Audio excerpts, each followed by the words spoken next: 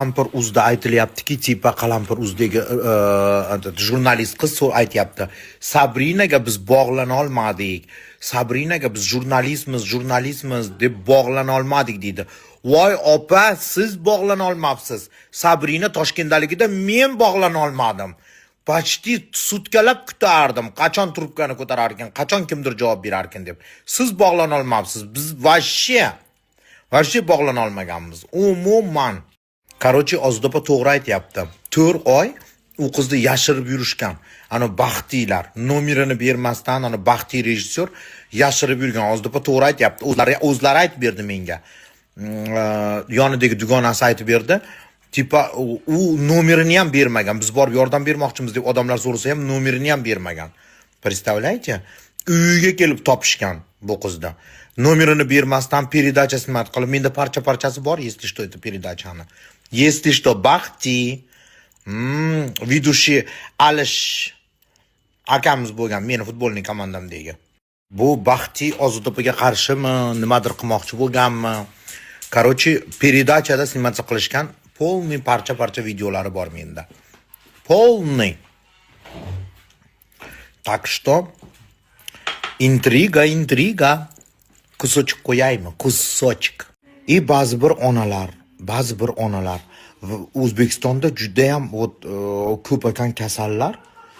Lekin bunaqa narsani kasb qilib olish juda ham noto'g'ri deb o'ylayman. Farzandlarga hamma bloger pul to'plab berdi. Hammani istoriyasida chiqdi, postlarda chiqdi, hamma yo'qda chiqdi. Может, kasb qilib olishni keragi yo'qdir, pul to'plashdi opajonim. Opajonlar, akajonlar bo'ldi. Ehson bir marta to'planadi. Ehson bir marta to'planadi, 2 marta to'planadi. Bitta xotinni ko'rganman. Har doim postimdan chiqib qolardi, bir 2 yilmi, 3 yil oldin.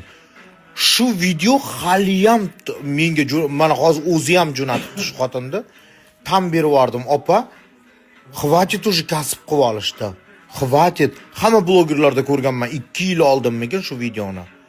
Siz kasb qilib oldingiz уже. Yana eski video hozirdan pullar to'plab operatsiyalar qildirib olib, go'zal olib ketdi shekilli.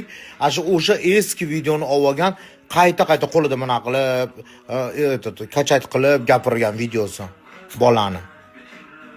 Blin, shunaqa ota-onalarga hayron qolaman. No, ehson to'plandi-yu, yana nima xohlaysiz mendan, opa? Hozir aytib o'tib ketdim bundan oldin. Bezovta qilmanglar dugonamni deb hozir mana yonimda o'tirib aytayapti. Yana 3 tasi yozdi deb. Xo'sh, iltimos, reklama degan joyga yozmanglar, asallarim, iltimos. Kechasi uxlatmasdan telefon qilishning nima keragi bor? Nima qilib men dunyoni ontar-tuntar qilib yuborishga qurbim yetmaydi asallarim? Yaqinda doktorning nomerini qo'yaman. Operatsiya biron narsa muhtojlik bo'lsa, opa hamma yo'lda tushuntirib yordam beradi. Davolanishni istasangiz, operatsiyalarga hamma yoqqa yordam beradi. Iltimos, bezovta qilmanglar dugonamni, bezovta qilmanglar. Reklamasi qimmat ekan, nimaga unaqa qilyapti, mana qilyapti, bu ham reklama olyapti. Men qurbi yetgan odamlar uchun reklama qo'yib beraman. Men reklama olmayman asoba. Xohlagan odamga reklama qo'yib beraman, kuchi yetgan odamga. Qo'yib, o'sha pulni olib, boqayotgan oilalarimga tarqatib beryapman. Men birovning puliga qarab qo'ygan joyim yo'q. Короче, bu Santa Barbara tugamaydi shekilli. Bu qiz bilan, Ahad Qayum bilan, u rejissyor bilan yangi serial. Bu qizlar uchiga chiqqan mashaynik ekan. Men sizlarga zo'r narsalar aytib beraman keyin ertalab. Tong otsin. Men o'ylabman, bechora qiz, jalqa, nimaga bu urib ketdi ekan? Ahad Qayum vinovat bo'lib qoldi, rejissyor vinovat bo'lib qoldi desam, bularni xudo urib qo'ygan ekanda. Shuncha odamni qarg'ishiga, shuncha uysiz qolgan, kadastri chiqmayotgan odamlarni qarg'ishiga qo'ygan ekanda bular. Tushundinglarmi? Shuning uchun xudo urib qo'yibdi-da, baribir ham qing'irishdi qiyig'i 40 yilda topilur dedi, mana 40 kunda qaytib kelibdi. Qaranglar.